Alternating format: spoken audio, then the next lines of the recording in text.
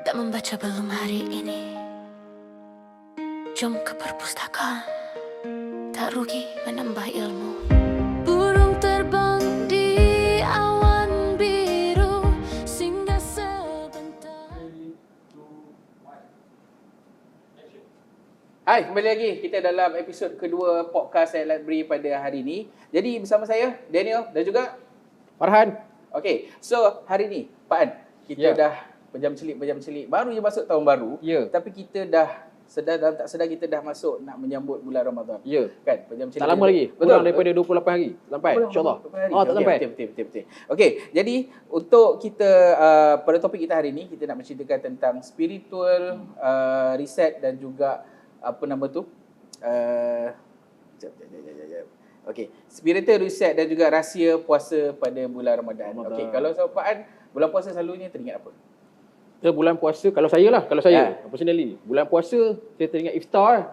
Kalau saya lah. Kalau saya. Okey. Kalau saya memang kalau bulan puasa memang selalunya kita sinonim dengan bazar Ramadan. Bazar Ramadan. Betul. Tapi sebenarnya kita tak tahu ataupun mungkin ada orang tahu ataupun mungkin orang tak tahu dekat luar sana yang sebenarnya puasa, maksud puasa tu sendiri adalah dalam sebenarnya maksudnya kalau kita menghayati betul-betul kan. Jadi untuk topik kita pada hari ini kita bawakan pada anda semua tetamu khas yang dibawa jauh daripada Kedah, iaitu Encik Muhammad Amirul bin Mat Rosli.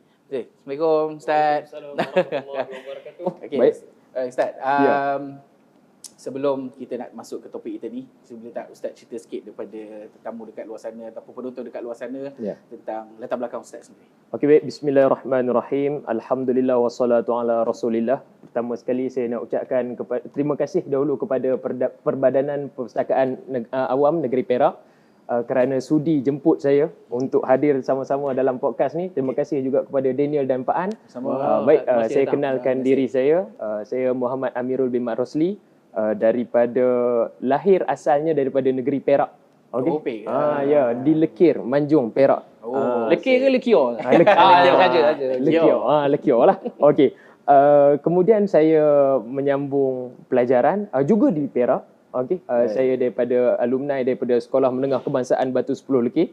Kemudian Batu 10 Lekir. Sekolah agama ke sekolah apa? Dia sekolah biasa harian sahaja. Okey. Tetapi ada aliran agama di sekolah. Ada aliran agama. Ada aliran agama. Dia ada kelas KAA, kemudian dia ada kelas pengajian Islam untuk tingkatan 4 dan juga tingkatan 5. Ada dah. Ada basic ke? Ya, habis daripada SPM saya sambung belajar pula ke SMKA Sultan Azlan Shah di Bota. SMKA Sultan Azlan Shah. Ya, untuk tingkatan 6. Kemudian masih lagi di Perak, iaitu sambung lagi belajar ke Universiti Pendidikan Sultan Idris di Tanjung Malim. Ya. Kemudian tapi sekarang ni berkhidmat di negeri Kedah lah. Okey, sebelum ni tahun lepas saya berada di Langkawi, di SMK Kedawang Langkawi, dan kali ni saya dah pindah sekolah ke SMK Merbuk di Sungai Petani Kedah. Baik, itu sahaja sedikit. Berapa lama dah Ustaz? Saya berkhidmat sebagai guru dalam lingkungan 5 tahun. 5 tahun. Daripada tahun 2021. Ya. Lama. Ustaz, memang fokus dekat sekolah saja ke atau lain daripada waktu sekolah ada tugas-tugas yang di masjid ke? Okey, baik. Kita dah tahu juga kan? Baik juga soalan tu. Kok makmum tengok ni. Baik, sebenarnya saya lebih selesa di sekolah sebab saya lebih selesa dengan anak bangsa. Saya lebih suka dengan anak murid, saya suka tengok perkembangan anak murid ni daripada tingkatan 1 sampai tingkatan 5, dan bila dah keluar dari lepas SPM kita nak tengok perkembangan. Ya, itu kepuasan seorang guru lah saya rasa. Betul. Okey, baik. Okey Ustaz, kita nak masuk topik kita lah pada khususnya pada bulan puasa untuk bulan Ramadan. Kan selalunya orang dekat luar sana mungkin kadang-kadang ada yang tak tahu tentang masuk Ramadan tu sendiri. Jadi soalan saya bercakap tentang tajuk kita pada hari ini, apa persepsi Ustaz mengenai tajuk spiritual reset, rahsia puasa dalam kehidupan ni? Ya. Okey, bismillahirrahmanirrahim. Terima kasih lagi sekali. Sama. Waktu mula-mula saya dapat kertas, waktu mula-mula tu dapat surat jemputan, saya tengok tajuk dulu. Kan? Bila dapat apa-apa kita tengok tajuk dulu. Kita tengok spiritual reset, rahsia puasa dalam kehidupan. Kita kata canggih tajuk ni. Kita kata, canggih sangat tajuk ni kan. Kita orang kampungnya kan. Kita kata tajuk ni canggih. Tapi saya rasa ini boleh dihuraikan bila kita kata mungkin tajuk kerohanian lah kan. Sebab manusia ni memerlukan makanan rohani. Betul. Lagipun manusia ni dia pergi jauh mana pun, dia pusing jauh mana pun, akhirnya jiwa dia inginkan kebenaran, inginkan kepada Tuhan. Akhirnya Ya, itu juga. akhirnya itu juga. Jadi sebenarnya manusia ni dia mencari masa yang sesuai lah untuk dia ubah diri dia. Mungkin dia rasa mungkin dia memerlukan satu masa untuk dia ubah diri dia. Jadi Islam ni dia sediakan 1 bulan, bukannya bulan lain tu tak boleh, tetapi ada 1 bulan yang istimewa yang mana Allah kata kalau kita beramal dalam bulan ni kita boleh jadi orang yang bertakwa. Allah kata dalam surah Al-Baqarah ayat 183, Allah kata a'udzubillahi minasyaitonirrajim. Ya ayyuhalladzina amanu kutiba alaikumusiyam kama kutiba alal ladzina min qablikum la'allakum tattaqun. Dia kata diwajibkan ke atas kamu berpuasa seperti mana orang-orang yang sebelum kamu supaya kamu menjadi orang yang bertakwa. Lama-lama kita akan rasa manusia ini dalam satu perjalanan dia ingin mencari keampunan. Dia mencari keampunan nak jadi orang yang bertakwa. Jadi dia pilih masa yang sesuai. Dia pilih pada bulan Ramadan yang ada ibadah puasa. Wallahu a'lam. Itu saja daripada saya. Yalah, kalau kita macam selalunya kalau kita sebut puasa je, orang mesti ingat benda-benda yang di luar seperti macam bazar Ramadan lah, iftar, moreh dan sebagainya. Tapi mereka sendiri pun tak tahu tentang maksud puasa tu sendiri kan. Banyak maksud yang kita boleh dapat daripada bulan puasa tu sendiri. Okey Ustaz. Kalau sebut puasa ni, kalau maksud sebenar puasa untuk Ustaz macam mana? Maksudnya dari pendapat Ustaz sendiri, maksud puasa tu sendiri macam mana Ustaz? Okey, baik. Untuk puasa dia berasal dari kita bahasa orang Melayu lah puasa kan. Untuk bahasa Arab dia pakai sauman. Sauma yasumu sauman. Istilah Arab. Istilah Arab. Begitu juga digunakan di dalam Al-Quran. Ada perkataan, ada di dalam surah Maryam Allah cerita tentang Maryam pun sauman. Tetapi perbezaan perkataan sauman di situ. Untuk satu kita kalau kita mengaji di sekolah menengah lah kan. Cikgu-cikgu akan ajar ini pentingnya Islam. Bila Islam menerangkan tentang sesuatu istilah, dia akan bagi takrif dulu. Dia akan bagi takrif. Kita kata puasa. Apa takrif puasa? Jadi dia akan bagi 2 takrif. Satu takrif daripada segi bahasa, satu takrif daripada segi istilah. Daripada segi bahasa, sauman, puasa, maksudnya kita menahan diri. Menahan diri. Itu je dulu. Ataupun kita berdiam diri. Duduk betul. Ya, duduk betul.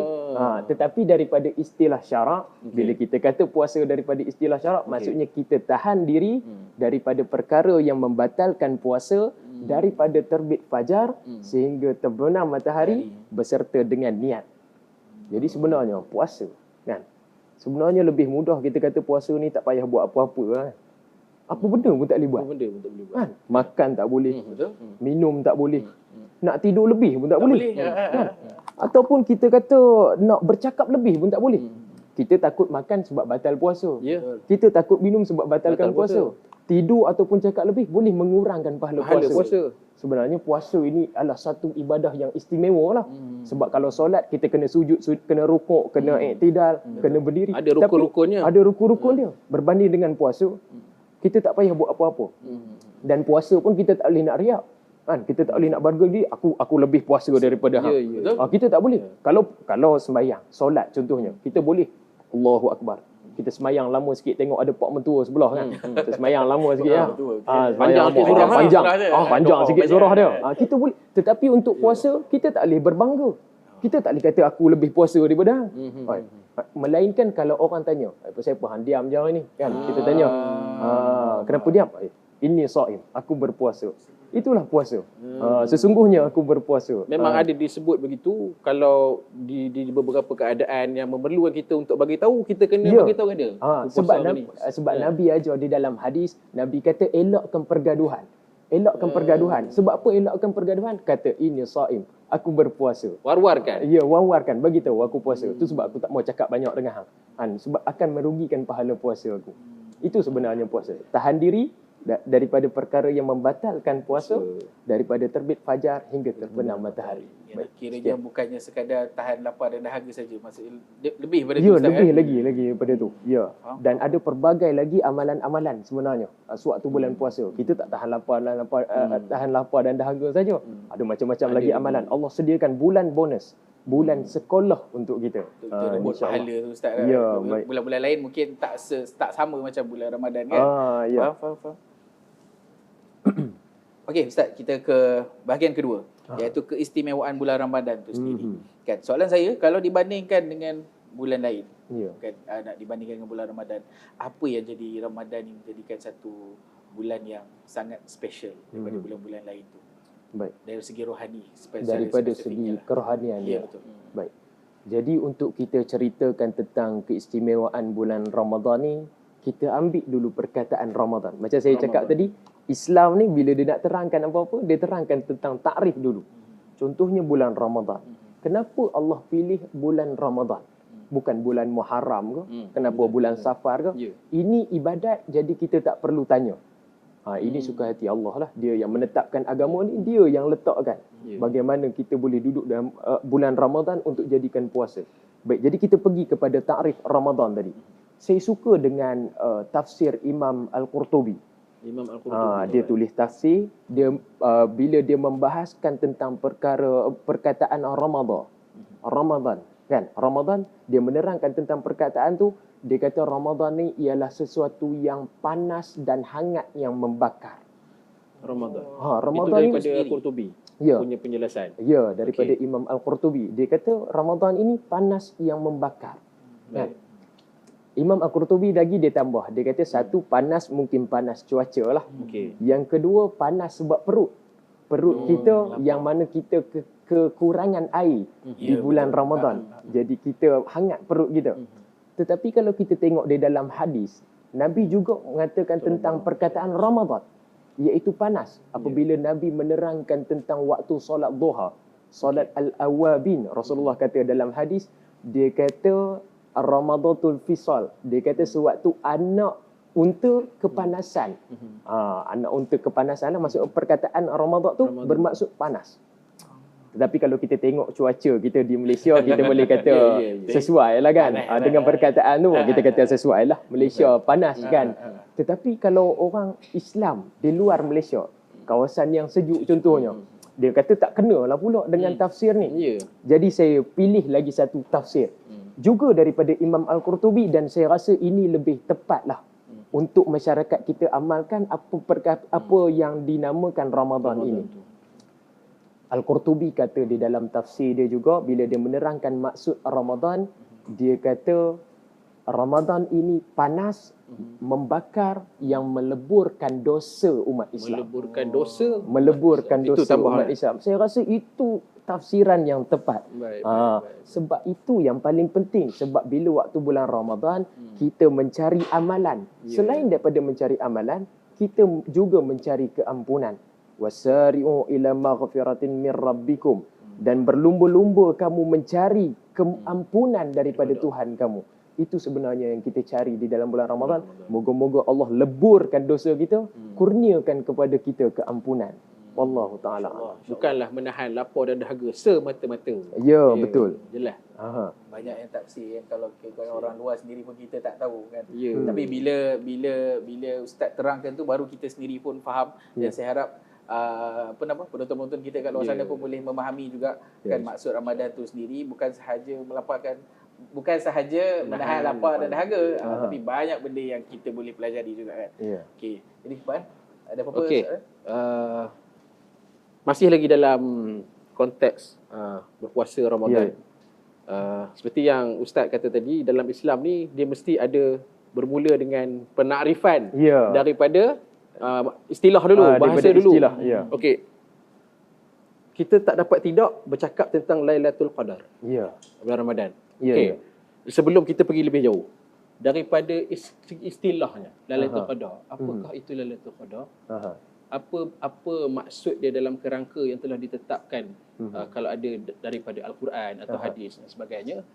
Dan minta ustaz tolong panjangkan, apakah kelebihan-kelebihan yang dah dijanjikan dalam bulan Ramadan, khususnya dalam Lailatul Qadar ni kepada kita semua dalam kita nak menyambut ni, supaya kita tak tertinggal lagi. Kau ada tertinggal sudah-sudah, kita boleh perbaiki lagi mana yang kurang untuk menyambut Ramadan yang akan datang ni. Sila ustaz. Baik, bismillahirrahmanirrahim.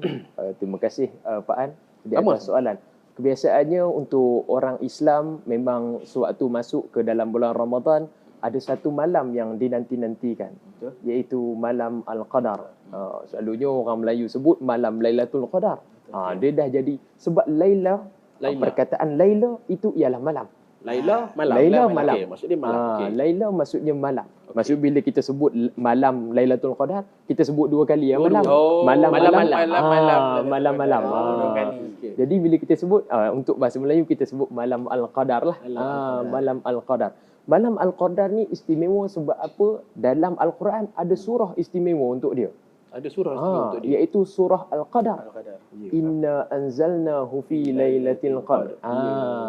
Ini istimewa. Sebab apa? Orang tadi kita nak cerita pasal takrif dulu. Apa itu takrif Al-Qadar? Laila tadi kita dapat malam. Okay, malam. Al-Qadar ni pula kalau kita tengok daripada Ibn Qudamah, dia ada bagi satu maksud tentang Al-Qadar, iaitu dia kata malam ini ialah malam kemuliaan. Malam kemuliaan. Malam yang penuh dengan kemuliaan lah. Malam yang penuh dengan keagungan. Okey, itu maksudnya malam Al-Qadar. Maksudnya waktu malam kita sendiri tahu malam. Apabila tenggelamnya fajar, tenggelamnya matahari sehingga terbitnya fajar. Itu ialah tempoh malam lah. Ataupun cuaca gelap tak dikira sebagai malam. Betul tak? Cuaca gelap ada negara dia gelap tapi pukul 2 petang. Pukul 2 petang. Betul. Jadi dia tak kira. Bila dia terbenam matahari, barulah dia jadi malam. Okey, jadi malam ni selalunya malam bila kita cerita tentang Lailatul Qadar, kita akan baca surah Al-Qadar lah. Dan kebanyakannya saya rasa masjid-masjid di sekitar Perak ataupun di sekitar Kedah dulu pun saya duduk, bila masuk 10 malam yang terakhir, mereka dah mula baca surah Al-Qadar. Supaya kita dapat rasa keagungan surah itu sendiri. Allah kata inna anzalnahu fi lailatul qadr.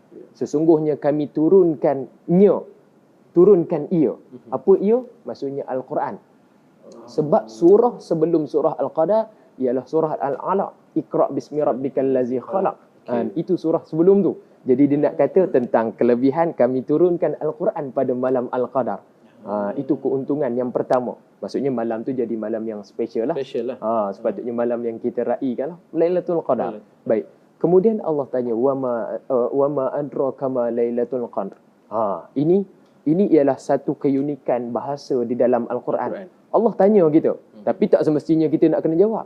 Kan? Macam kita lah tanya kawan kita, nak tahu tak? Dia tanya soalan kan? Nak tahu tak? Bahasa Al-Quran gitu kan. Bahasa Al-Quran pun sama. So, kita bila kawan kita tanya, nak tahu tak? Kita akan kita akan tak tahu apa benda. Kita akan mencari-cari. Kita akan pasang telinga. Jadi Allah kata tentang keistimewaan bulan Ramadan ni, Allah sambung lagi pada ayat 4 dan juga 5. Iaitu Allah kata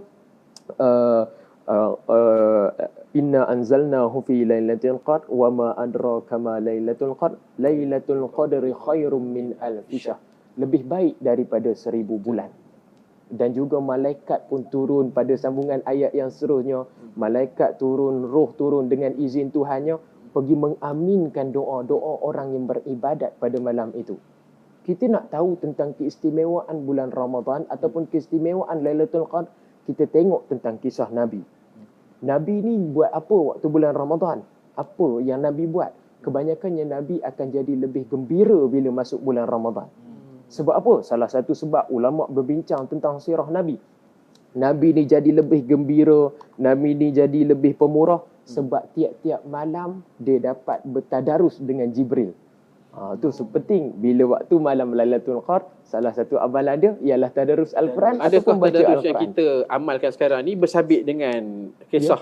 Adakah tadarus yang kita sekarang kita malam habis tarawih di surau-surau masjid kita bertadarus. Jadi adakah ini dalil tadarus yang kita buat ni ikut apa yang Nabi SAW buat dengan Jibril? Adakah disandarkan daripada? Sebenarnya tadarus kita di Malaysia ni kita menggalakkan supaya lebih ramai orang boleh baca Al-Quran dan kita boleh khatam dengan lebih awal.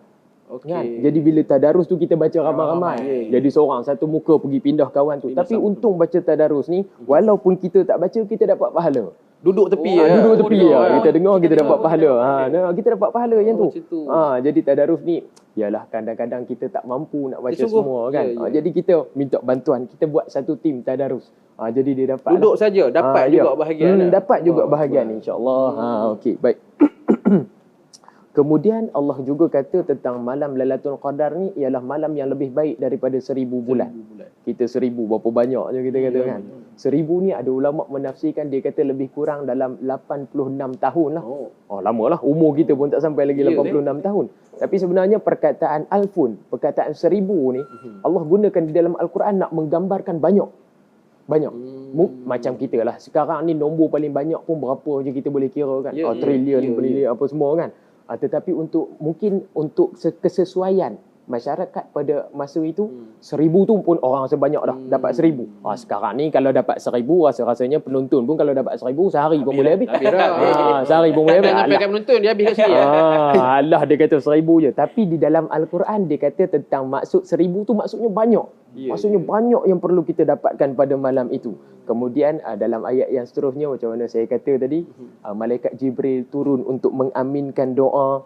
Malaikat rahmat pun turun dengan izin Tuhannya.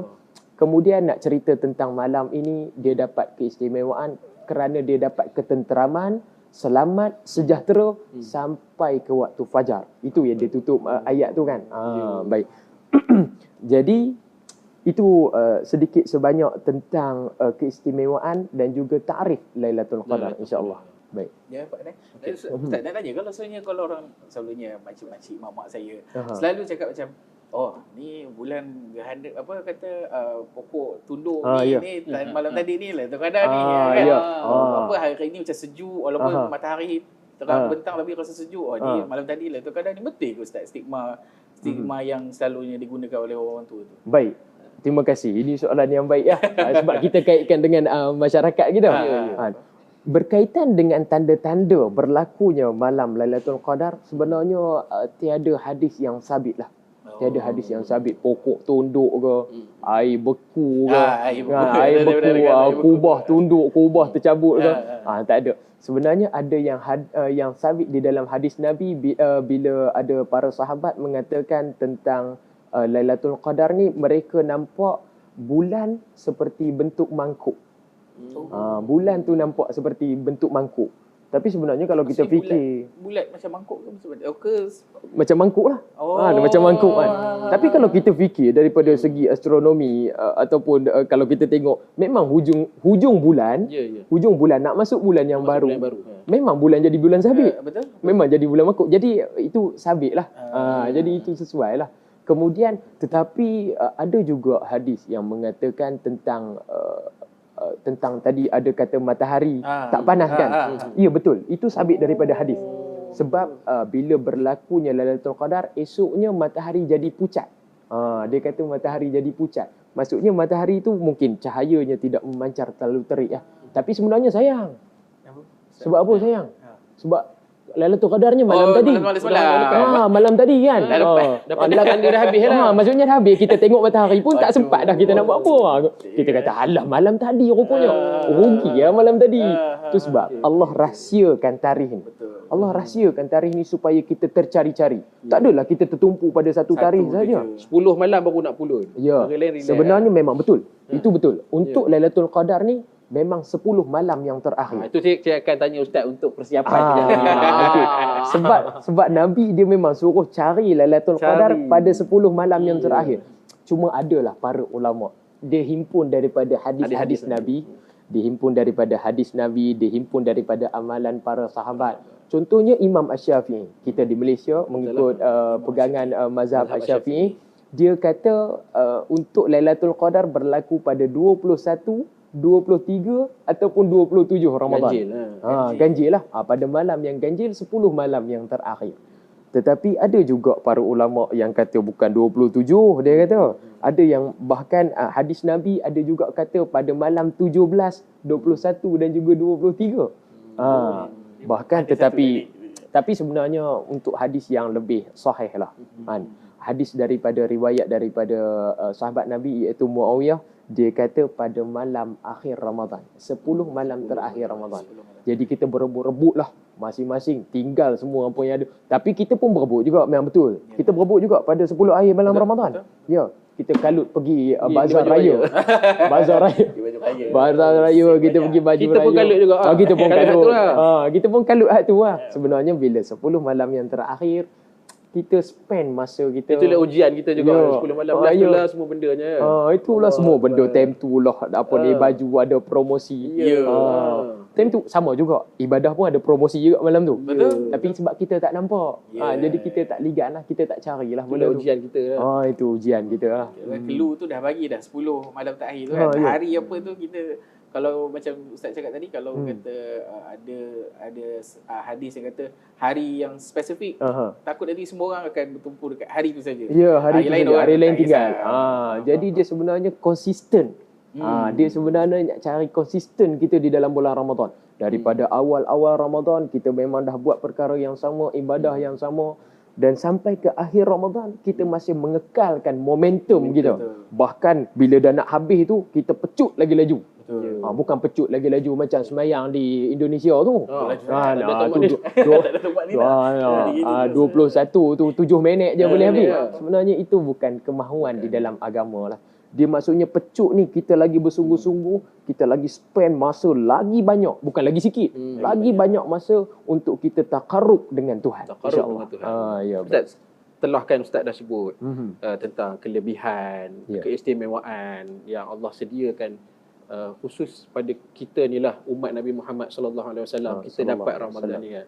Jadi agar kita tidak terlepas lagi, tak buat silap yang lama, mudah-mudahan kan. Sebab kita berpodcast hari ni, kita nak minta Ustaz kupaskan terus apa yang kita kena buat sebagai persediaan untuk kita sambut malam Lailatul Qadar yang dah dijanjikan segala-galanya. Baik, maksudnya kita nak buat persiapan diri kita daripada hari ni lah, contohnya detik saat dah ini. Kita ambil daripada masa hari ni, kita nak ambil apa yang perlu kita buat 10 malam terakhir. Beli baju tu awal-awal. Jangan tunggu 10 malam yang terakhir. Itu yang awal tak galut. Awal tak galut. Beli sekarang. Tak ada. Nanti dia kata saya tak tahu siaran ni keluar bila. Kalau dia kata beli sekarang tengok harga lagi mahal kan. Baik. Untuk amalan di bulan Ramadan, sebenarnya Nabi Muhammad sallallahu alaihi wasallam telah memberikan contoh yang baik. Ada hadis daripada Sayyidatina Aisyah radhiyallahu anhu, dia kata tentang amalan Nabi pada menjelang 10 malam yang terakhir. Pada 10 malam yang terakhir ni, Nabi dia akan menghidupkan malam. Okey, maksudnya malam tu dia bangunlah.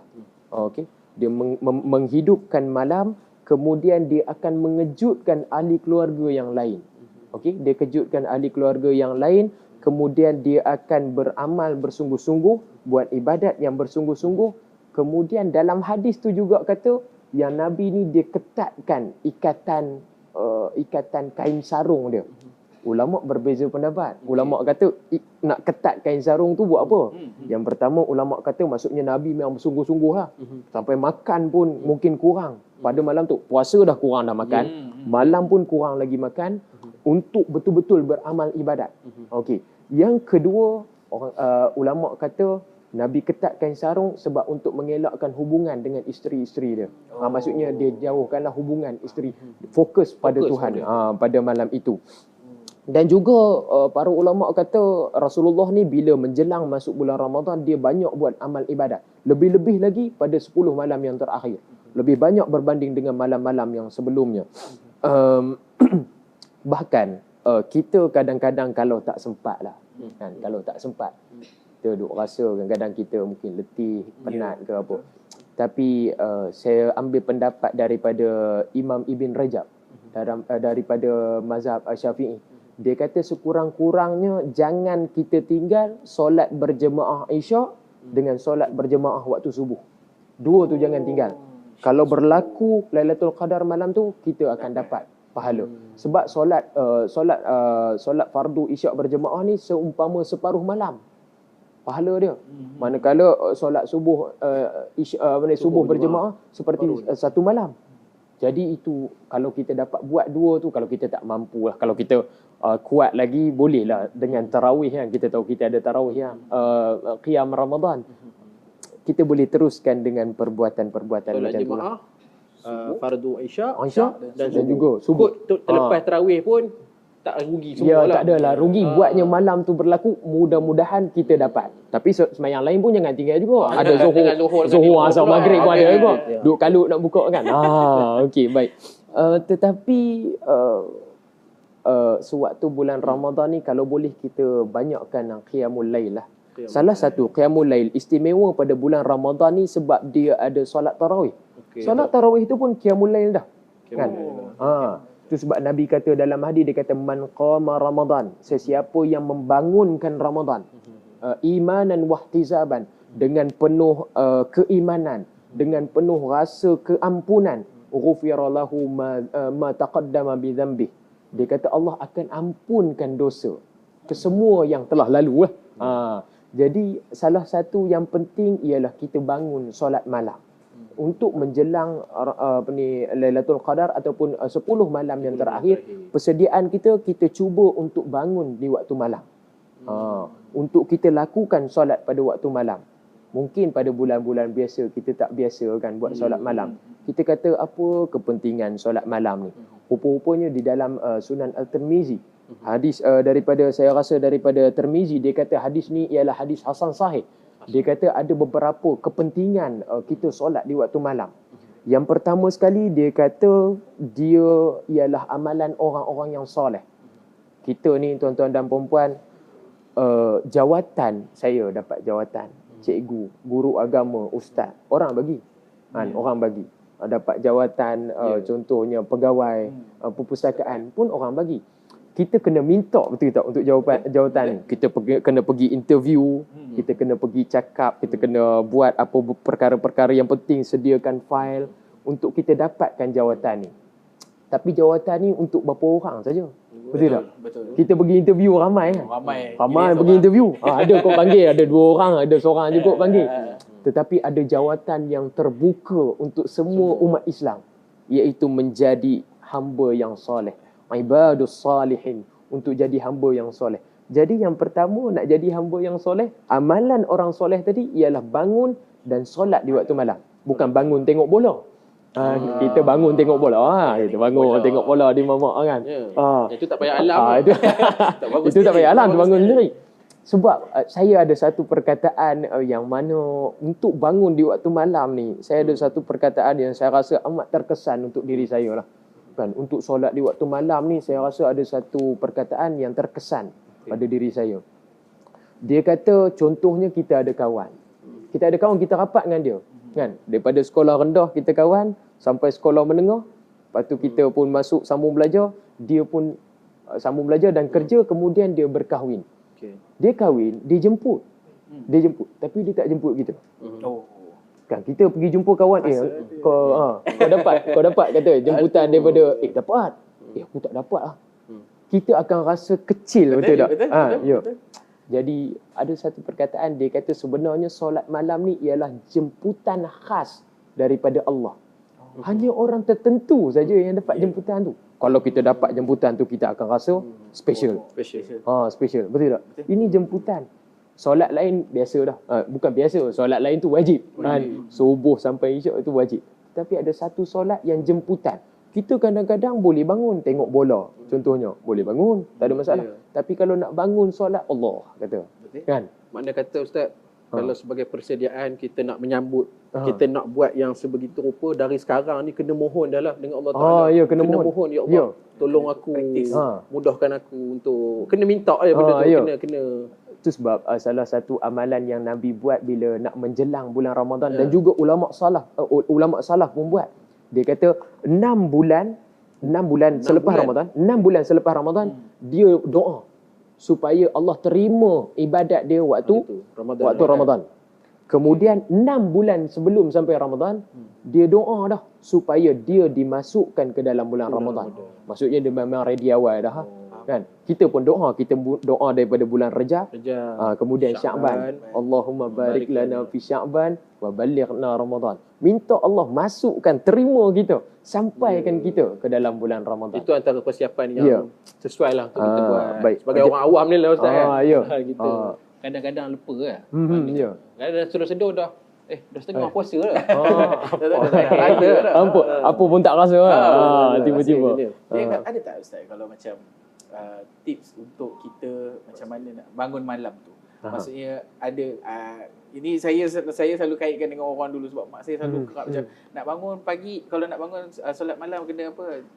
Tepuk bantal, cakap dengan bantal tu kejutkan. Ada tak amalan-amalan yang kita macam boleh guna untuk kita bangun bangun okey, untuk solat malam, yang pertama sekali kita kena tetapkan niat kita lah. Kita tepuk bantal tu sebenarnya kita niat dah. Kita sebut niat kita, ya Allah kata bangunkan aku waktu malam kan. Kita minta supaya ya Allah bangunkan kita waktu malam. Kedua, kalau nak bangun malam ni kita kena tidur awal lah. Tidur awal lah. Kalau nak bangun malam maksudnya kita kena tidur awal. Kemudian kita tidur dengan tata cara Nabi Muhammad SAW. Kita ambil wuduk, kita baca 3 kul, kita sapu seluruh badan kita, kita baca ayatul kursi, kita baca la ilaha illallah wahdahu la syarikalah sampai akhir. Kemudian kita tidur. Mudah-mudahan Allah kejutkan di waktu malam. Kemudian jangan lupa set alarm lah. Sekarang zaman dah maju. Zaman dah maju. Itu antara ikhtiar juga. Antara ikhtiar. Kalau tak terbangun tak apalah. Mungkin tak ada rezeki. Tapi niat tu sudah pun dikira. Yang penting niat pun sudah pun dikira. Okey, baik. Alright, okey Ustaz. Kita pergi ke bahagian keempat. Ya, baik. Tentang puasa, pembentukan diri dan perspektif bukan Islam. So, jadi kira kalau ikutkan, apa perubahan yang paling ketara yang biasanya berlaku pada diri seorang tu bila dia betul-betul hayati bulan puasa tu, Ustaz? Baik. Okey. Untuk ini saya ambil daripada fiqh manhaji mazhab Asy-Syafi'i. Dia ada menetapkan empat hikmah untuk orang yang berpuasa. Yang pertama sekali, dia rasa kita ini akan rasa taqarrub dengan Allah. Kita akan rasa dekat dengan Allah. Puasa ini mengganjar kita untuk rasa dekat kepada Allah. Kita puasa kan, kalau kita tengok situasi sebenar kita sewaktu puasa. Kita kalau hari lain mungkin kita rasa biasa, tetapi puasa, kita jaga betul waktu kita. Kan, kita jaga. Makanan dah ada depan mata. 7.35 contohnya masuk waktu maghrib. 7.34. Kita kata kurma dekat kita kata 7.34 kita tengok jam. Alah, kita kata seminit. Takkan Tuhan nak berkira dengan aku, kan? Makan je lah. Tapi berani tak kita? Bulan puasa? Tak berani. Kena tepat. TV tak azan lagi. Kita kata bila nak azan ni? Cukup dah. Masjid pun tak azan. Kita pergi cek di masjid. Pokok tu imam tu tertelan kurma. Kita dah buka dulu. Ya. Kita pun kalau berbuka di kedai, kita tengok orang lain sekeliling. Betul. Oh, kawan tu dah buka. Kau boleh buka sekali. Ini ialah bererti tentang taqarrub. Kita rasa diperhatikan oleh Allah. Kita rasa Allah dekat. Allah sentiasa memerhatikan kita. Jadi ini sebenarnya erti puasa. Hikmah Ramadan itu. Kita rasa seperti seolah diri kita ini diperhatikan. Kita masuk bilik air. Takkan masuk berjemaah kan? Mesti masuk seorang-seorang. Kita masuk, kita buka air. Kita tengok, sedapnya air ni kan. Hari biasa nampak biasa je. Tapi bulan puasa nampak sedap. Kan? Kita tahu dalam bilik air. Takkan ada orang nak tengok kita. Kan? Tapi berani tak kita nak telan? Walaupun letih macam mana, kita tahu. Dekat dalam mana, dekat kita duduk dekat mana pun, Allah memerhati. Itu maksudnya yang pertama ialah taqarrub kepada Allah. Yang kedua, hikmah ini, kita akan melakukan kewajipan kita sebagai hamba. Kita tak persoal kenapa Tuhan bagi bulan ni, kenapa Tuhan bagi ibadah ni macam menyusahkan kita. Kita tidak persoal tentang benda itu. Ini kewajipan hamba. Hamba buat sahaja seperti yang Tuhan suruh. Itu yang kedua. Yang ketiga ialah kita dapat membersihkan jiwa. Macam kita katalah, kita tadi kita nak spiritual reset. Kita nak kembali kepada rohani kita. Beruntung pada bulan Ramadan sebab kita dapat membebaskan jiwa kita. Tak ada godaan syaitan. Pintu syurga dibuka. Pintu neraka ditutup. Syaitan dibelenggu. Jadi dekat situ kita dapat rasa keistimewaan. Yang ada diri kita sahaja. Syaitan pun dibelenggu. Jadi kita akan dapat rasakan macam mana kita nak bersihkan jiwa dan haluskan perasaan kita. Dan seterusnya yang keempat, kita dapat rasa kasih sayang sesama Islam lah. Sebab apa? Bila kita berpuasa ni kita dapat rasa macam mana orang yang ditahan makanan dia. Kan? Kita dapat rasa penderitaan. Saya rasa mungkin saya boleh sebut sekarang untuk rakyat Palestin. Kita doakan supaya mereka memperolehi kemenangan, insya-Allah. Amin. Dan juga rakyat Malaysia pun boleh bantu. Ini kita dapat rasa sedikit. Macam mana rasanya seksa tak dapat air, seksa tak dapat makanan. Tapi kadang-kadang orang Melayu kita mudah lupa. Siang dia tak tahan dah, tak larat. Kan? Malah. Apa lagi bazar Ramadan pergi balut nah, Penuh tiga lah kan, bungkus tiga. air cucuk lagi kiri kanan. Itu sebenarnya tu sebab puasa ini mengajar kita untuk kita kasih sesama Islam. Kita kata kesian, aku pun pernah rasa lapar macam tu. Jadi dia bila puasa ni ada 4 perkara tadi. Hikmah dia mengajar kita yang paling utama, kita rasa diri kita sentiasa diperhatikan Allah dan kita rasa takarrub dengan Allah, insya-Allah. Okey, Ustaz. Ya. Pak ada ni soalan? Okey. Saya kembali kepada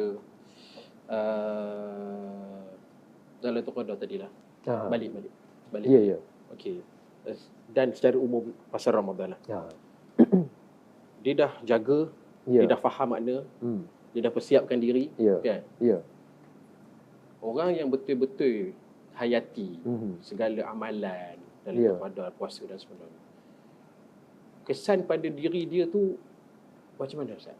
Adakah beza orang yang sungguh-sungguh buat puasa, sungguh-sungguh jaga Lailatul Qadar? Adakah dia sama macam orang lain? Dan kalau ada beza, apakah yang Allah bagi pada orang yang begini dalam kehidupan dia ke, dalam apa-apa aspek pada diri dia ke, ataupun Allah akan bagi nanti di akhirat ke, ataupun di dunia dah nampak apakah keistimewaan tersebut? Okey, yang pertama tentang Lailatul Qadar. Kita kembali kepada tajuk Lailatul Qadar tadilah. Kalau dia dapat keistimewaan, dia akan dapat pahala yang banyak lah. Yang pertama. Tapi pahala ni tak boleh nampak. Kan? Kalau tidak kita duk menunjuk ke orang lah. Kan? Kalau pahala nampak. Itu sebab bila orang dapat Lailatul Qadar, para ulama kata elok lebih baik kalau kita sembunyikan. Contohnya Lailatul Qadar tu dapat kat diri kita. Kita dapat merasai malam Lailatul Qadar itu. Okey. Saya pun tak pasti macam mana merasai malam Lailatul Qadar, tapi mungkin akan ada rasa, mungkin kita dapat keistimewaan, rasa keistimewaan, kita dapat tanda-tanda yang ditunjukkan tadi pada malam Lailatul Qadar tu, pada malam Al-Qadar itu kita dapat keistimewaan itu, tapi sebenarnya kita tak boleh tunjuk ke orang. Tak boleh kita share. Tak boleh share ke orang. Sebab apa? Sebab nanti takut berlaku riak. Sombonglah pula. Tu sebab pahala ni tak nampak. Dia akan dapat pahala yang banyak. Yang pertama sekali untuk malam Lailatul Qadar. Siapa yang dapat beramal pada malam Al-Qadar. Okey. Seterusnya untuk malam Al-Qadar juga untuk apa yang berlaku perubahan, saya rasa mungkin dia akan rasa biasa saja dengan kehidupan dia. Tetapi mungkin dia akan dapat rasa kemanisan di dalam ibadat itu. Kita kadang-kadang beribadat mungkin kita rasa payah, susah. Tapi bila orang yang dah rasa kemanisan dalam ibadah, dia akan rasa seronok. Dia je tahu. Dia je tahu macam mana rasa keseronokan. Macam kita lah kan, zikir selepas solat kan. Astaghfirullah, astaghfirullah, astaghfirullah. La ilaha illallah wahdahu la syarikalah. Kalau kita nak baca 10 kali pun rasa berat. Tetapi kita tengok ada orang boleh baca banyak kali. Betul. 10 kali kan, 10 kali selepas solat. Mungkin dia dah dapat rasa kemanisan ibadah itu. Jadi untuk orang yang dapat Lailatul Qadar, ada perubahan, saya rasa mungkin perubahan tu dia dapat rasa pada diri sendiri, dan kemanisan dalam ibadah itu dia dapat pada diri dia, insya-Allah. Wallahu a'lam. Kalau macam orang yang mencari-cari, ada sesetengah mungkin kita juga, saya juga kan. Kita pun mencari cara, kalau aku buat begini, apa jadi dekat aku? Ini fenomena ni akhir. Macam kita nak satu benda yang kita bukan tidak meyakini apa yang Allah janjikan. Tapi kalau kita tanya contoh kawan-kawan kan, kalau aku buat ni jadi apa? Rezeki. Rezeki aku lancar tak? Contoh kan. Adakah dapat dia nak tengok benda-benda yang zahir ni? Adakah kita akan dapat, bukan nak tunjuk, tapi kan adakah lepas aku lakukan ini ada kelebihan-kelebihan yang dinyatakan dalam Quran ataupun hadis, maka berserilah wajahnya, mudahlah hidupnya, lancarlah rezekinya, makbullah doanya. Adakah kelebihan-kelebihan itu ada dinyatakan di dalam Islam untuk bukan sekadar Lailatul Qadar, puasa tu sendiri? Ada tak kesan yang sebegitu rupa pada peramal-peramal yang betul-betul menghayati dia? Saya rasa untuk soalan yang begini, saya rasa dia berbalik kepada niat kita lah. Ada orang masuk pada bulan Ramadan, dia niat untuk keuntungan dunia. keuntungan dunia. Betul tak? Dia kata bila masuk bulan Ramadan, ada orang dia kata seronok je bila masuk bulan Ramadan. Sebab apa? Boleh berniaga. Setiap hari boleh berniaga. Itu keuntungan lah untuk dia. Memang betul. Dia dapat tak keuntungannya, dia akan dapat. Dia akan dapat keuntungan dunia pada dia. Orang beli barang, orang beli banyak, dia pun untung, raya pun mewah. Ada orang macam tu. Tetapi itu sebab hadis Nabi dia kata inna a'malu binniyah. Sesungguhnya setiap amalan itu bermula dengan niat. Kita masuk bulan puasa, ada orang mengeluh. Alamak, nak kena puasa pula. Kedai mamak mana boleh buka kan? Ada orang mengeluh. Dekat mana pula nak beli geng-geng plastik hitam ni kan? Ada orang bila masuk dia kata inilah kesempatan dia. Ini kesempatan untuk dia gandakan amalan dia, untuk dia balun sungguh-sungguh sebab ini ialah bulan bonus yang Allah kurniakan kepada dia. Tetapi agama ni, tu sebab saya kata pahala tak boleh nampak. Kan? Jadi kita tak boleh tunjuk ke orang. Dan agama ni dia bukan alat untuk menjadi tangkal. Dia bukan jadi tangkal. Baca ni dapat ni sekian. Baca ni dapat ni. Dia bukan agama tangkal. Dia bukan kita nak kita tengok banyak berlaku di Malaysia, minta maaf, teguran. Untuk ayat 1000 dinar kan. Takillah Allahu makhraja. Dia kata kalau kita nak dapat apa ni keuntungan, dia kata baca ayat 1000 dinar. Memang betul ada kelebihan. Baca ayat tu Allah bagi tahu bagaimana dia keluarkan kita daripada segala bentuk yang kita jangka dan tidak jangka. Ayat tu bagus. Tetapi apa yang berlaku, tuan kedai tak baca. Dia pergi tempik saja di kedai. Dia jadi tangkal lah. Kita agama bukan agama tangkal. Bukan semestinya dia buat begini dapat begitu. Tidak. Kita kena faham tentang aliran agama. Apa sebenarnya yang kita nak? Kita kembali kepada asal tadi. Kita cuma mahukan keampunan, maghfirah. Allah ampun kita, saya rasa itu sudah cukup lah. Settle lah kehidupan kita. Tak payah ada duit banyak, tak payah ada muka berseri. Yang penting Allah ampun. Allah ampun, Allah terima amal aku. Selesai. Setakat itu. Baik. Allahu a'lam. Okey, Cik Daniel sebagai last call kita. Okey. Last call kita nak tanya soalan last lah dekat Ustaz. Apa baik. pesanan Ustaz pada pendengar-pendengar kat luar sana agar Ramadan ni supaya mereka semua boleh jadi titik perubahan supaya dia orang menjadi lebih baik. Kan pesanan-pesanan Ustaz dekat para penonton kita kat luar sana. Baik, bismillah. Tak sangka kita sudah pun berada di penghujung rancangan. Ada lagi jam, ada 20 minit ada. Saya rasa masa begitu pantas berlalu, tiba-tiba dia kata pesanan terakhir. Pesanan terakhir. Baik, untuk pesanan terakhir ni saya suka memetik seperti mana ayat yang pertama tadi, iaitu surah Al-Baqarah ayat 183. Kalau pendengar tengok buka muka surat surah Al-Baqarah ayat 183. Dia menceritakan tentang Ramadan. Al-Quran ni tak banyak cerita tentang Ramadan. Hanya satu muka tu saja. Daripada ayat 183 sampai ayat 186. Mula-mula Allah kata Allah wajibkan puasa supaya kita bertakwa. Kemudian Allah kata dia bagi keringanan kepada orang yang bermusafir, kepada orang yang sakit. Kemudian Allah cerita tentang keistimewaan bulan Ramadan. Yang mana bulan Ramadan ni ada turunnya Al-Quran, pembeza di antara hak dan juga batil. Tetapi Allah tutup ayat itu. Bukan tutup surah tu, ayat tu. Okey, perenggan tu Allah tutup sebelum sampai ke muka surat terakhir tu. Allah kata pada ayat 186, wa idza sa'alaka ibadi fa inni qarib. Allah kata jika hamba-Ku bertanya kepadaku, katakanlah bahawa aku ini dekat. Kita kadang-kadang dalam kehidupan yang serba moden, kita pun sibuk, kadang-kadang serba kusut, kadang-kadang kita mencari solusi kan. Kita cari jawapan, kita tak jumpa. Tetapi sebenarnya Allah kata fa inni qarib ujibu da'watan idza da'i. Allah kata Allah itu dekat dan berdoalah kepada dia. Allah nak dengar suara kita saja. Rupa-rupanya Allah sediakan bulan Ramadan ni untuk kita beri jiwa kita, beri masa kita untuk kita sandarkan kepada Allah Subhanahu Wa Taala. Kita bebaskan dulu dunia yang sementara ini, kita fokuskan dulu pada bulan Ramadan ini. Kan, kita fokus dulu pada bulan Ramadan ini, lakukan amal kebaikan, lakukan solat, lakukan qiyamul lail, banyakkan baca Al-Quran, banyakkan zikir pada bulan Ramadan. Mudah-mudahan kita tergolong dalam golongan yang Allah kata la'allakum tattaqun, iaitu menjadi orang yang bertakwa, seterusnya menjadi orang yang mendapat keampunan seperti mana kita kata tadi, InsyaAllah. dan insya-Allah mudah-mudahan kita dikurniakan syurga Allah Subhanahu Wa Taala dan dijauhkan daripada azab api neraka. Wabillahi taufiq wa hidayah. Assalamualaikum warahmatullahi wabarakatuh. InsyaAllah. Amin, amin, ya Allah. Semoga apa kata-kata Ustaz tadi anda semua dekat rumah ataupun penonton-penonton boleh ambil sebagai pengajaran, boleh ubah diri kita. Kita tak tahu sampai bila adakah kita dapat rasa lagi Ramadan pada tahun-tahun akan datang. Jadi bermula daripada sekarang kita berubah untuk menjadi insan yang lebih baik. Jadi terima kasih kami ucapkan kepada Ustaz atas Baik, terima kasih juga jemputan terima kasih. Salam hadir ke awal. podcast kami pada hari ini. InsyaAllah pada tetamu-tetamu semua, pada penonton-penonton, kita jumpa lagi di lain episod yang akan datang. Jadi jangan lupa like, subscribe, follow dan share kat YouTube kami, PPNPK ataupun Pustakaan Negeri Awam Perak. Nantikan episod-episod yang seterusnya. Benar. Stay tune guys. Jumpa lagi. Assalamualaikum. Awan